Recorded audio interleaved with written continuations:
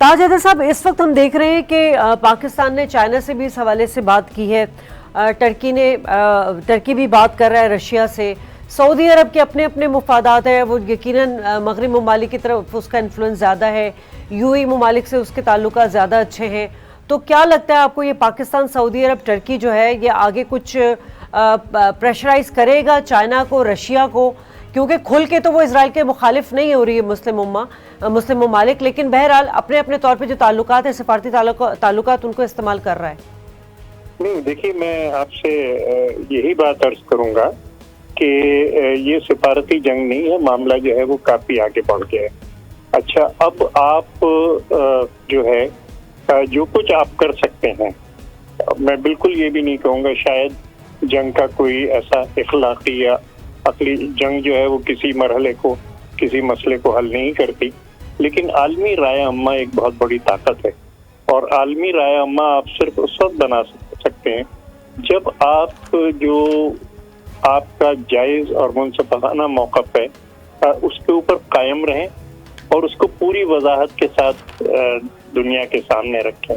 यानी मुझे नहीं पता कि हमारा क्या मौक़िफ़ है। हमारा मौक़िफ़ जो है, अगर जो अमेरिका से बात हुई है और जो अखबारों में आई है, तो वो तो हमारा मौक़िफ़ नहीं है कि मसला जो है वो इस वक्त फ़लस्तीन के अंदर है और हम अपनी अफगानिस्तान के अंदर जो खिदमात है उनको गिनाएं और जो ताउन हमने किया है अमेरिका के साथ, हम उसकी बात करें।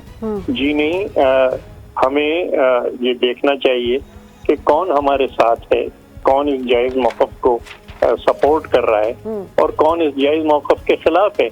और ये मुल्कों की बुनियाद पे हमें नहीं करना, बल्कि अवाम की बुनियाद पे, मुल्कों के अवाम के, आलमी राय अम्मा के उस पे। और हमें नहीं, ताज हैदर साहब, ये आलमी मंजरनामा बनता हुआ नजर आ रहा है जिस तरह हम मुजाहरे देख रहे हैं। क्योंकि देखा था सैफ फॉर्म जॉर्ज जो था, जब उसका कत्ल हुआ था तो हमने पूरा एक एजेंडा हमने देखा, एक नारा बन गया था कि ब्लैक लिव्स मैटर के नाम से एक नारा बन गया था। तो क्या पैलेस्टीन के हवाले से भी इस तरह का कोई नारा सामने आ सकता है? इंसानी शऊर तो बेदार हो रहा है ना। ठीक है, इंसान आगे बढ़ रहा है, ठीक, सही और गलत की, और लोगों में अब इतनी इखलाकी जुर्रत है जो शायद हमारे हुक्मरानों में नहीं है कि वो सही को सही और गलत को गलत कह सकते, और दूसरे ये कि उस सिलसिले में एहतजाज भी कर सकते हैं। तो जो लोग भी इस जुल्म के खिलाफ हैं वो हमारे फिक्री दोस्त हैं और उनके साथ हमें जो है वो राब्ते रखने चाहिए।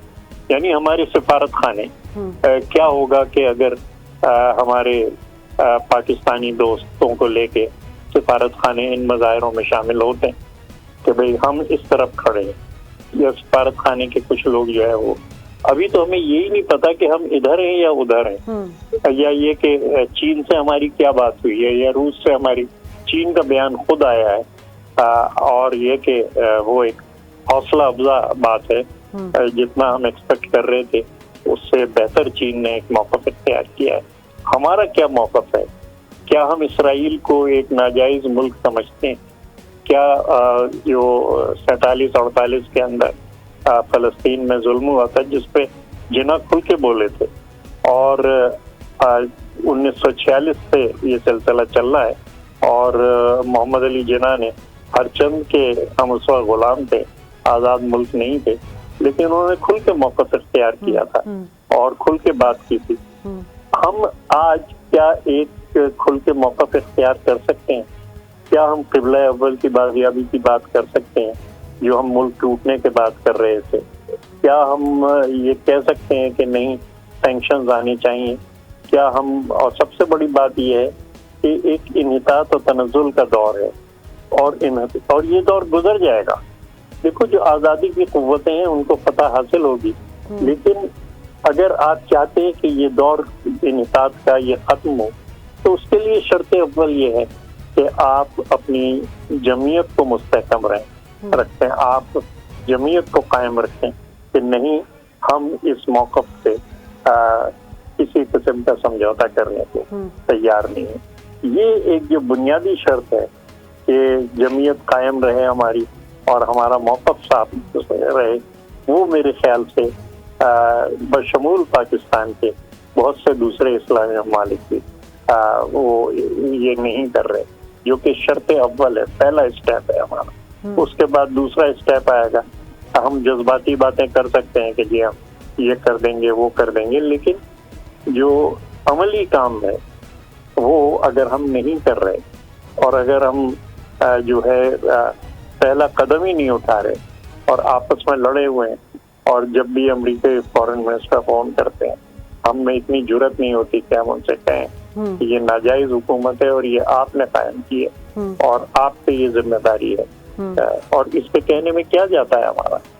کون سی مصیبت ہم پہ آ پڑے گی؟ کیوں نہیں ہم یہ بات کہہ سکتے؟ میری سمجھ میں نہیں آتا۔ ٹھیک ہے،